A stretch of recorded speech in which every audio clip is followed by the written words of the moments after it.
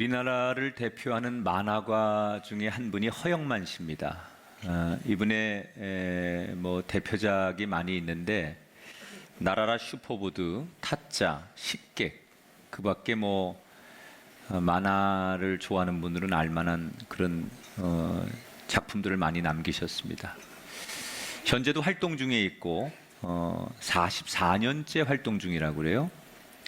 만화는 다른 거와 달리 유행을 쉽게 탑니다. 그래서 금세 빛났다가 금세 사라지는 게 만화입니다. 그런데 이 허영만 씨는 급변하는 이 만화 시장에서도 롱런을 하는 대표적인 사람입니다. 어떻게 그가 이렇게 오랫동안 사랑받고 또 유명한 작가가 될 수 있었을까? 한 언론과의 인터뷰에서 허영만 씨는 자기는 절대로 특별한 사람이 아니다. 그러면서 예를 들기를 자기는 수백 명의 틈바구니 속에서 8년 동안 한 선생님 밑에서 문화생 생활을 한 적이 있었다. 그런데 만화가가 되는 자격 시험이 있는데 거기에 떨어져서 자기는 어쩔 수 없이 공모전으로 데뷔할 수밖에 없었다. 자질로만 보면 자기는 제일 먼저 그만둬야 될 사람인데 내가 이렇게 롱런할 수 있는 이유가 있다. 자기의 비결이죠. 그걸 이 언론에서 밝혔어요. 4가지가 있는데 자기는 필요 이상으로 노력하는 형이래요. 두 번째로 늘 고정관념을 깨려고 했대요. 셋째로 정말 내가 잘 그리고 싶으니 그림과 만화에 대한 공부를 많이 한대요. 4번째가 중요해요.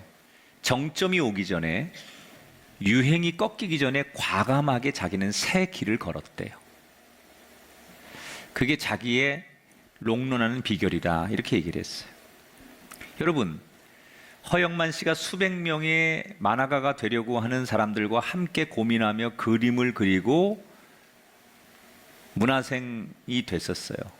그런데 몇 년 지나니까 잘된 사람이 있고 반면에 이 길이 내 길이 아니네. 그리고 그만두는 사람도 나왔어요. 우리가 직장 생활하면서 같이 입사 동기들이 교육받고 연수받고 시작을 했는데 얼마 지나면 임원도 되고 그 부서의 리더도 되고 책임자도 되는데 어떤 사람은 같은 곳에서 일을 하고도 같이 시작해놓고도 여전히 그 자리를 맴돌거나 내지는 그 자리에서 탈락하는 사람이 나와요. 왜 똑같은 공간에서 똑같이 일을 하고 똑같이 시작했는데 인정받는 사람이 있는가 하면 어떤 사람은 늘 그 자리를 정체하고 살까? 여러분, 이걸 좀 확대해 생각해 보면 우리 기도도 그렇습니다. 함께 모여 기도하죠. 다 은혜 받았다고 그래요. 그런데 나중에 보면 어떤 사람은 그 기도가 진짜 자신의 삶에 능력이 되기도 하고 그래서 신앙을 잘하기도 하는데 어떤 사람은 은혜는 받았다고 하는데 그 기도가 자신의 삶에 아무런 영향도 나타내지 못하는 사람이 있어요. 같은 시간 같은 자리에서 같이 기도했는데 왜 다른 결과가 나오는 걸까? 하나님이 누구는 예뻐하셔서 특별히 응답하시고 누구는 싫어하셔서 그 기도를 들어주지 않는 걸까? 사실은 똑같이 기도한 것 같지만 그 기도의 내용과 모습이 달라요. 얼핏 보면 다 같이 함께 기도한 것 같지만 사실은 그 안에서 기도한 내용들이 달라요.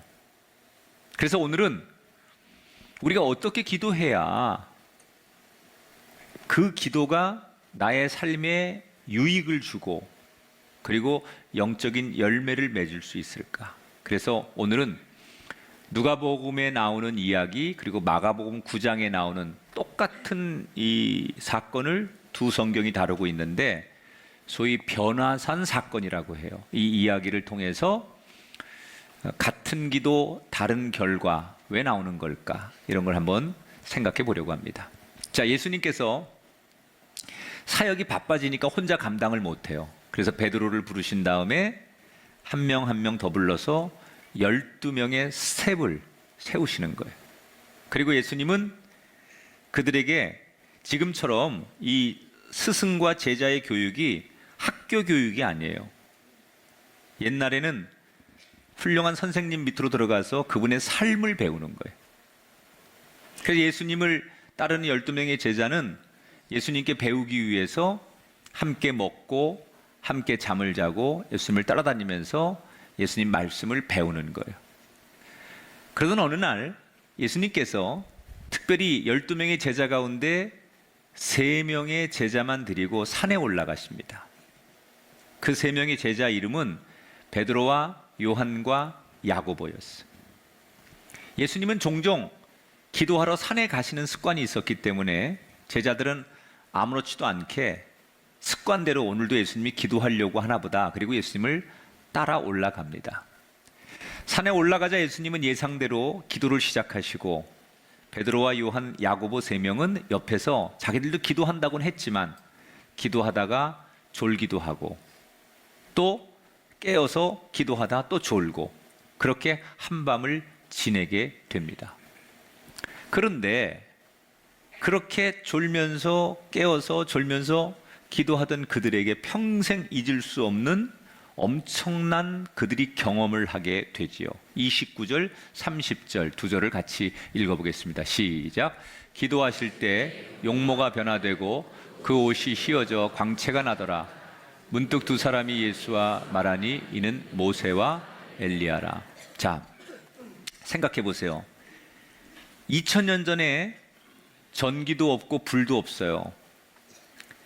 처음에 올라갈 때는 좀 밝은 가운데 산에 올라갔겠지만 밤이 되면 깜깜합니다.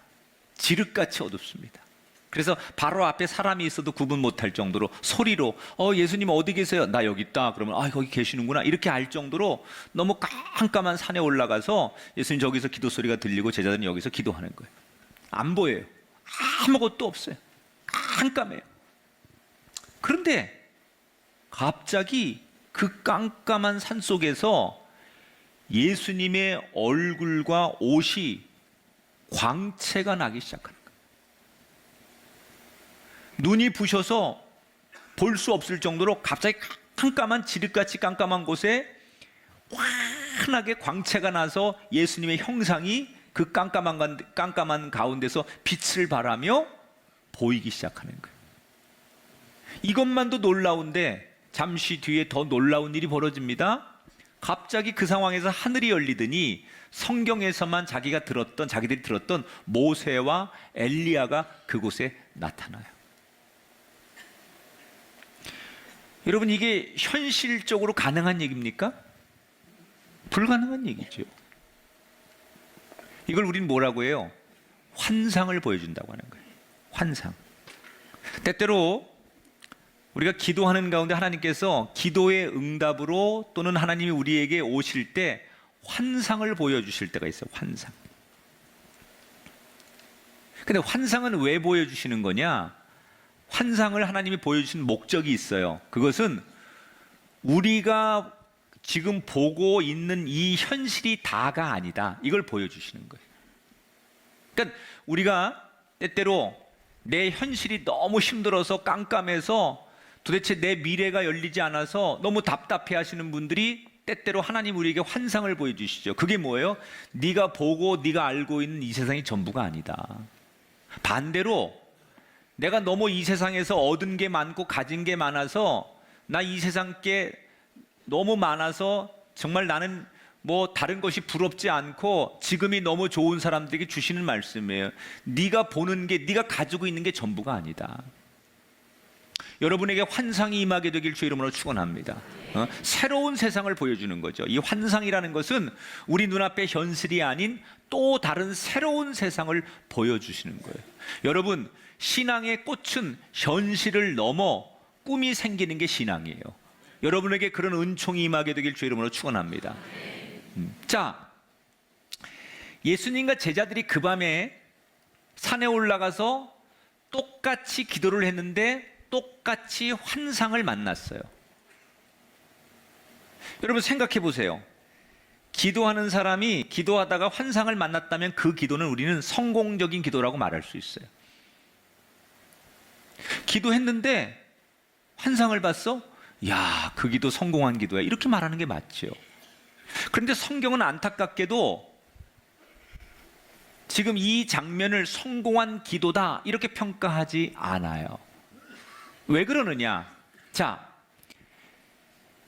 예수님이 환상을 만나는데 예수님은 어떤 태도로 환상을 만나는지 한번 볼까요? 30절 31절을 볼게요. 같이 읽습니다. 시작. 두 사람이 예수와 함께 말하니 이는 모세와 엘리야라. 장차 예수께서 예루살렘에서 별세하실 것을 말할세. 예수님이 기도하는 도중에 갑자기 하늘이 열리고 모세와 엘리야가 나타났어요. 환상 가운데. 이거 환상이라고 했죠? 그리고 대화를 하는 거예요. 어떤 대화를 했을까? 이런 거예요. 예수님이 이렇게 물었을 거예요. 정말 하나님 아버지의 뜻이 내가 이 예루살렘에서 죽어야 한다고 말씀하셨는데 그게 맞습니까? 내가 정말 하나님은 나한테 이 땅에서 네가 예루살렘에서 죽는 게 내가 너에게 주는 사명이라고 말씀하시는데 그게 정말 진짜 하나님의 뜻입니까? 예수님이 그렇게 물었을 거예요. 그때 모세와 엘리야가 뭐라고 대답하느냐? 맞다. 그게 하나님이 당신에게 원하시는 뜻이다. 그러면서 이렇게 위로하는 거예요. 하나님이 우리에게 주는 사명이 때때로 이 땅에서는 너무 힘들고 버거울 수 있지만 그걸 감당하면 하나님께서 우리를 영원히 살게 해주실 거다. 그러면서 우리를 봐라. 모세와 엘리야가 예수님한테 뭐라 그러냐? 우리는 이 땅에서 죽었지만 하나님의 사명을 감당했기 때문에 무덤이 없지 않느냐. 여러분, 모세의 무덤과 엘리야의 무덤은 없어요. 성경에. 무덤이 없다는 얘기는 이 땅에서 죽었지만 그 죽음이 이 땅의 죽음이 아니라 영원히 사는 것을 이야기하는 거예요. 그러면서 예수님에게 이 땅에서 죽는 게 하나님 아버지의 뜻인데 그것은 죽는 것이 아니라 영원히 사는 것이니 그 사명 감당해라. 그게 하나님의 뜻이다라고 위로와 확신을 주는 거예요. 이 대화 속에서 예수님은 다시 한번 정말로 하나님이 나한테 원하는 게 십자가의 죽음이구나 라는 것을 확신하면서 확인하면서 내가 져야 할 십자가의 사명을 향해 다시 한번 마음을 다짐하는 계기가 되는 거예요. 그런데 예수님은 이렇게 모세와 엘리야를 통해서 신앙의 유익을 얻고 마음의 다짐을 얻는 그 사이에 베드로와 나머지 제자들은 뭘 하느냐? 33절을 볼게요. 두 사람이 떠날 때 베드로가 예수께 여짜오되 주여 우리가 여기 있는 것이 좋사오니 우리가 초막셋을 짓되 하나는 주를 위하여 하나는 모세를 위하여 하나는 엘리야를 위하여 하사이다 하되 자기가 하는 말을 자기도 알지 못하더라. 맨 뒤에 얘기가 재미있잖아요.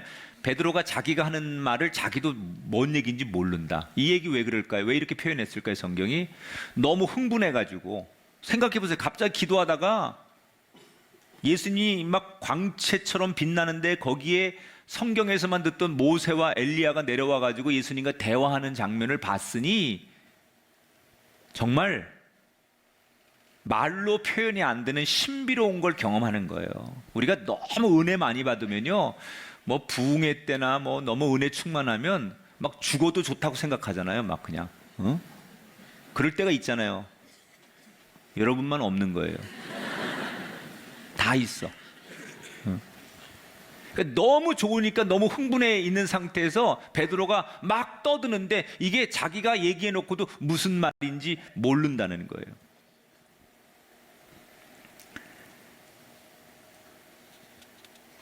뭐라고 베드로가 얘기를 하느냐?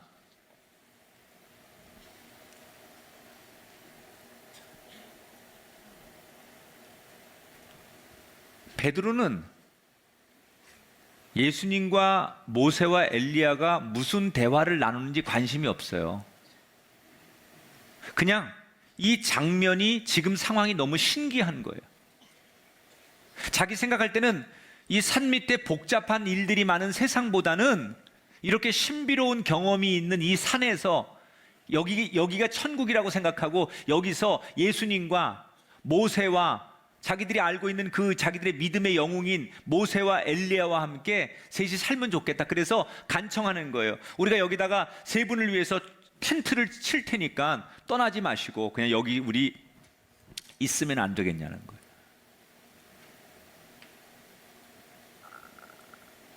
그런데 베드로의 바램은 이루어지지 않아요.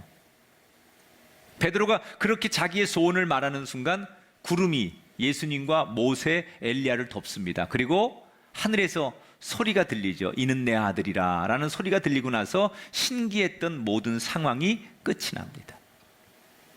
자, 제자들은 결국 아쉬움을 뒤로 한 채 산을 내려올 수밖에 없었다는 거예요. 자, 제가 여러분에게 드리고 싶은 얘기 이겁니다. 같은 시간에 같은 곳에서 함께 기도했고 함께 환상을 만났어요. 그런데 예수님은 그 기도와 그 환상을 통해서 마음의 확신, 자신감, 하나님에 대한 신뢰감을 얻고 내려왔는데 제자들은 같이 기도하고 같이 환상을 만났는데 내려올 때 아쉬움이 가득해서 내려왔다 그랬어요. 무엇이 똑같이 기도하고 똑같이 환상을 만났는데 전혀 다른 것을 얻게 만든 것일까? 왜 같은 시간 같은 장소에서 같이 기도하고 같은 환상을 봤는데 예수님과 제자들은 다른 걸까? 이것은 무엇을 구했느냐? 자, 예수님은 뭘 구해요? 하나님 앞에 아버지의 뜻이 맞습니까? 주님의 뜻이 어떤 겁니까? 내가 이 땅에서 정령 십자가 지고 예루살렘에서 죽는 게 정말 하나님의 뜻입니까? 이걸 물어봐요. 그리고 그걸 확인하고 거기에 대한 확신을 가져요. 그런데 제자들은 기도하면서 뭘 구해요? 신기한 거, 이 땅에서 존재하는 거, 내가 원하는 거, 이런 것만 구하는 거예요. 하나님의 뜻, 하나님의 기대, 하나님의 관심, 하나님의 마음에 상관이 없어요. 그저 내가 원하는 거, 내가 소원하는 거, 이것을 구해요. 그런데 예수님은 내가 원하는 걸 구하지 않아요. 하나님의 뜻이 어떤 겁니까? 아버지의 바람이 어떤 겁니까? 진정 하나님의 사명이 어떤 겁니까? 라고 하는 것을 물어요. 여러분, 우리가 기도하는 도중에 환상을 봤다고 그게 기도가 잘한 게 아니에요. 기도하면서 방언했다고 해서 이 기도가 잘 됐다라고 말하면 안 돼요. 기도하다가 기적을 체험했다고 해서 잘된 기도가 아니에요. 우리 기도가 진짜 잘 되려면 다른 무엇보다 먼저 기억할 게 있어요. 기도가 잘 되려면 하나님의 뜻을 구하는 기도가 돼야 돼요. 머리 숙인다고 기도가 아니에요. 주님의 뜻을 구해야 진짜 기도예요. 자, 이렇게 기도를 마친 다음에 예수님과 3명의 제자들이 산을 내려오게 되죠. 나머지 9명이 있는 제자들에게 예수님의 일행이 갑니다. 그런데 가보니 생난리가 나 있습니다. 지금 위에서 기도하고 신비로운 걸 경험하느라고 지금 산 밑에서 무슨 일이 있었는지 몰랐는데 막상 가보니 나머지 제자들이 아주 난리법석이 났습니다. 내용인즉슨 한 아이가 요즘 말로 말하면 마치 경련을 일으키는 간질 환자처럼 아이가 갑자기 경련을 일으키고 입에 막 거품을 물고 그리고 아이가 쓰러져서 고통스러워하는 거예요. 그런데 지금 아이는 막 온몸에 경련이 나가지고 발작을 하고 입에서 막 거품이 나는데 제자들은 이 아이에게 다가가지 못하고 주춤주춤 거리고 있고 그 옆에서는 아버지로 보이는 한 남자가 그 아이의 이름을 부르면서 슬피 울고 있는 거예요. 이 상황에 예수님이 도착해서 도대체 무슨 일이냐고 자초지종을 묻지요. 그때 아버지로 보이는 남자가 나타나서 예수님께 얘기하는 거예요. 선생님, 제 아들놈입니다. 근데 이놈이 귀신에 들려서 종종 오늘처럼 이렇게 경련을 일으켜서 입에 거품을 물고 눈이 확 뒤집어집니다. 그런데 이 귀신이 우리 아이를 붙들고 때로는 불구덩이에도 끌고 들어가고 물속에도 끌고 들어가서 우리 이 어린아이가, 이 아들놈이 성한 곳이 없습니다. 그래서 제가 보다 못해 당신의 제자들에게 내 아이를 고쳐달라고 데리고 왔는데 지금 고치지 못하고 이렇게 어려움을 당하고 있습니다. 이 말을 들으신 예수님께서 제자들을 보시고 그리고 거기 있는 무리들을 향해 호통을 치시죠. 믿음 없이 삐뚤어진 자들아, 내가 언제까지 너희를 참아주어야 하느냐. 그리고는 아이를 내게로 데려와라 말씀하죠. 그때 여러분 성경을 보시면 아이를 내게로 데려와라 라고 할 때 이 아이를 데려오는 그 거리가 길지 않은데 아이가 예수님 앞에 나오는 도중 몇 번이고 넘어지고 몇 번이고 더 강한 발작을 일으킵니다. 왜? 귀신은 예수님이 하나님의 아들이라는 것을 알았기 때문에 예수님 앞에 나가는 걸 저항하는 거예요. 그러나 예수님의 권세를 거부할 수 없기 때문에 결국 그 아이는 예수 앞에 서게 됩니다. 그때 예수님께서 이 아이를 향해 소리를 치십니다. 주의 이름으로 명하노니 귀신아 물러가라. 따라합시다. 주의 이름으로 명하노니. 여러분 반드시 이걸 기억하고 계셔야 돼요. 주의 이름으로 명하노니. 이때 이 한마디에 아이가 갑자기 온몸을 부들부들 떨더니 혼절을 합니다. 그때 예수님께서 아이의 손을 잡고 일으켜서 아버지 품에 이 아이를 인도하고 얼마 지나지 않아서 아이가 깨어나서 정말 원래의 모습, 천진난만한 그런 모습으로 아버지의 손을 꼭 잡는 것으로 이 사건이 끝나요. 자, 이런 한바탕 소동이 일어난 다음에 사람들이 다 이제 흩어지고 나서 저녁이 되어서 예수님과 제자들만 숙소에 돌아갑니다. 앞에서 예수님께 혼이 나고 이 사건을 수습하지 못해서 멀쑥해진 제자들이 눈치를 보고 있다가 예수님께 조심스럽게 물어봅니다. 선생님은 한 번에 귀신을 쫓아내셨는데 왜 저희는 안 됩니까? 얼마 전에 저희가 전도 나갔을 때는 저희가 기도하면 귀신이 쫓겨나가고 병자들이 고침을 받았는데 오늘은 왜 안 되는 겁니까? 그때 이 제자들의 조심스러운 질문에 예수님께서 유명한 말씀을 남기시죠. 마가복음 9장 29절에 같이 읽어봐요. 기도 외에 다른 것으로는 이런 종류가 나갈 수 없느니라. 귀신은 너의 힘으로 쫓아낼 수 있는 것이 아니야. 하나님 앞에 기도해야 돼. 이때 이 대답을 들은 제자들이 기뻐하는 게 아니라 얼굴에 기분 나쁜 표정을 지으면서 소위 맥이 빠지는 거예요. 왜 맥이 빠지느냐? 그들이 대답은 안 했지만 속으로 이렇게 예수님 앞에 투정하는 거예요. 우리도 다 기도하는데 우리가 기도 안 했나? 기도 외에는 이런 종류가 나갈 수 없다고 대답한 예수님의 얘기를 듣고 우리도 날마다 기도하는데, 그리고 툴툴거리는 것으로 오늘의 이야기가 끝이 난다는 거예요. 여러분, 제자들이 지금 속으로 툴툴거리는 이 말, 우리도 기도하는데, 나도 기도하는데, 여러분 이 말을 어떻게 생각하십니까? 나도 기도하는데. 저는 이 제자들의 불만이 전혀 틀린 게 아니라고 생각합니다. 자, 예수님은 새벽과 저녁에 기도하면서 예수님만 기도하지 않아요. 제자들에게도 함께 기도하게 가르쳐요. 그리고 기도문을 가르쳐서 이 기도문을 따라서 읽게도 만들어요. 그 말은 예수님은 늘 제자들에게도 기도하게 하셨고 기도 훈련을 시켰다는 거예요. 그런데 예수님이 기도 외에는 이런 종류가 나갈 수 없다고 말한 것은 너희가 왜 기도하지 않았느냐 그 말이에요. 아니, 제자들이 예수님과 똑같이 기도했고 아침 저녁으로 늘 기도 훈련을 받았는데 예수님은 정작 중요한 순간에 너희들이 기도 안 해서 그렇다라고 말씀하시는 거예요. 분명히 기도했는데, 예수님과 함께 기도했는데 예수님은 너희들이 기도 안 해서 그렇다라고 대답하시거든요. 뭘 말씀하시는 걸까? 기도를 안 한 게 아니에요. 했지요. 근데 예수님 말씀하시는 의도는 형식적으로 기도하지 말고 너희의 마음을 다해 기도해야 그게 기도라는 거예요. 예수님은 늘 같이 기도해도 자기의 온 마음을 하나님 앞에 집중하며 기도했어요. 그런데 이 제자들은 스승인 예수님께서 기도하자니까 기도는 하는데 이게 마음에 없이 형식적으로 하는 거예요. 그냥 이 시간 기도 시간이 되니까 그냥 기도하는 거예요. 빨리 이 시간이 지나갔으면 좋겠다라고 생각하고 기도하는 거예요. 의무감으로 기도하는 거예요.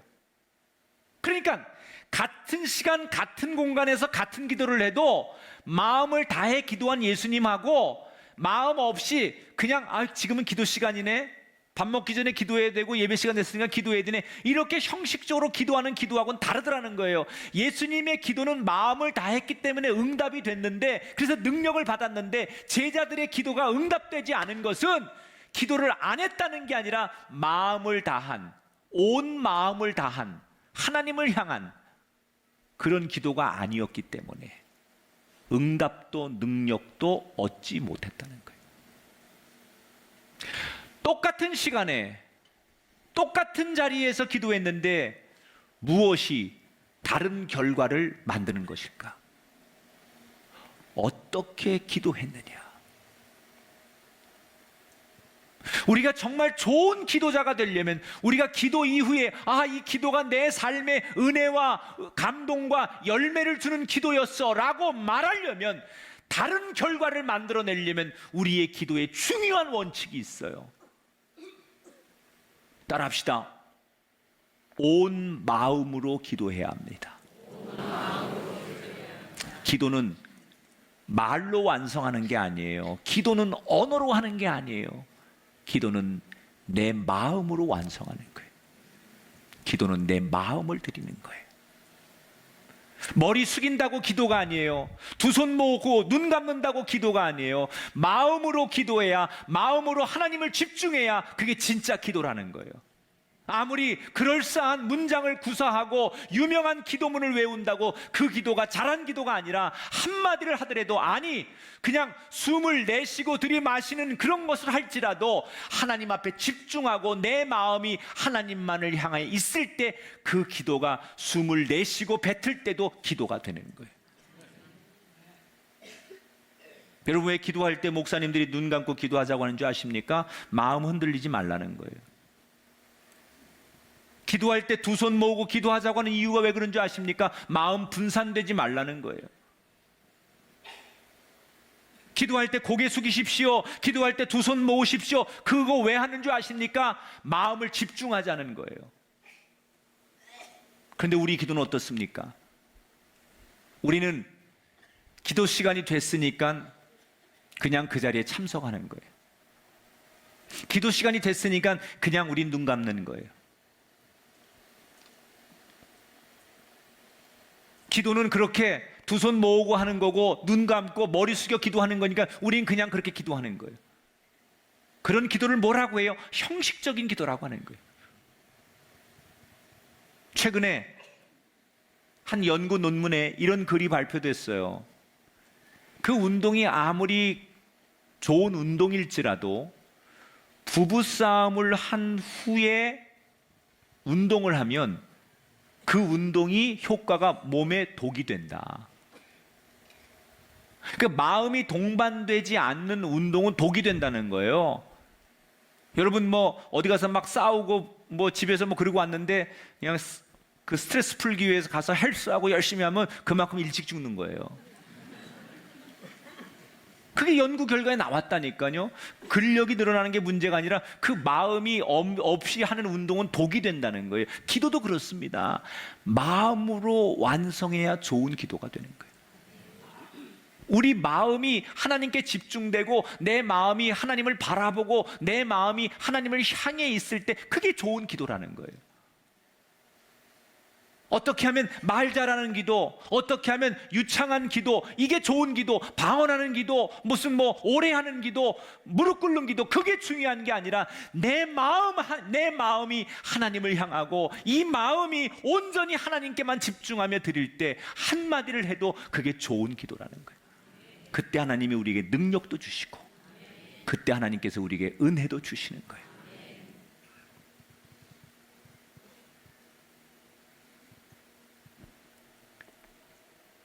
언어의 기도가 가기 전에 먼저 하나님 앞에 내 마음이 먼저 간 다음에 언어의 기도가 가야 돼요. 찬양도 마찬가지. 이 음악이 가기 전에 내 마음이 하나님께로 먼저 가 있어야 내 찬양이 하나님 앞에 찬양으로 가는 거예요. 예배를 드릴 때 여러분 그냥 와서 앉아있는 예배 백날 드려도 소용없어요. 여러분 마음이 하나님께로 가 있고 지금 내가 이 자리에 앉아서 하나님을 경배하고 하나님을 예배하는 거야 라고 하는 여러분의 마음이 하나님께 간 다음에 우리의 한 시간이 드려질 때 그게 온전한 예배가 되는 거예요. 여러분이 드리는 예물, 그거 하나님은 무슨 여러분에게 무슨 돈을 원하시는 분이 아니에요. 이 우주 만물이 하나님의 것인데 하나님이 그거 여러분들한테 원하시는 게 아니에요. 여러분의 마음이 하나님 앞에 향해 있으면서 그 감사의 마음, 그 고백의 마음이 하나님께로 향해 있은 다음에 여러분이 드리는 예물이 있어야 그게 하나님 받으시는 예물이 되는 거예요. 선교를 하든 헌신을 하든 봉사를 하든 여러분의 마음이 하나님께로 가야만 그게 제대로 된 헌신과 선교가 되는 거예요. 마음으로 드리는 기도. 우리는 이 기도자가 돼야 돼요. 같이 기도해도 응답받는 기도가 따로 있습니다. 한국 사람들 신비로운 거 너무 좋아해요. 한국 교인들 체험을 너무 좋아해요. 그래서 부흥운동, 기도원 운동, 은사운동, 한동안 이게 한국교회 주류를 이뤘어요. 그런데 그렇게 부르짖고 열심히 기도했고 은사가 전부고 신비로운 게 전부인 줄 알고 거기에만 감탄하고 몰입했던 많은 사람들이 정작 놓쳤던 게 있어요. 우리의 기도의 대상이신 주님의 뜻이 무엇인지를 묻지 않는다는 거예요. 울며 불며 기도하고 몸부림치며 기도하고 오랫동안 기도하고 새벽에도 기도하고 저녁에도 기도하고 철야도 기도하는데 그거에 만족하면 안 돼요. 내 마음으로 기도가 완성돼야 돼요. 예수님처럼 그런 저와 여러분이 되기를 축원합니다. 말씀을 정리합니다. 두 가지를 기억하세요. 좋은 기도가 되려면, 열매 있는 기도가 되려면 내 뜻이 중요하지 않아요. 주님의 뜻은 무엇입니까? 이걸 묻고 들을 수 있는 기도자가 되기를 축복합니다. 따라합시다. 기도는 마음이 먼저입니다. 언어를 선택하려고 하지 말아요. 언어를. 마음. 온 마음 다해. 내 마음이 하나님 앞에 드려질 때 그게 좋은 기도예요. 이 메시지를 접하는 저와 여러분, 같은 공간에서 같이 기도했는데 왜 나는 아무런 삶의 변화와 열매가 없지?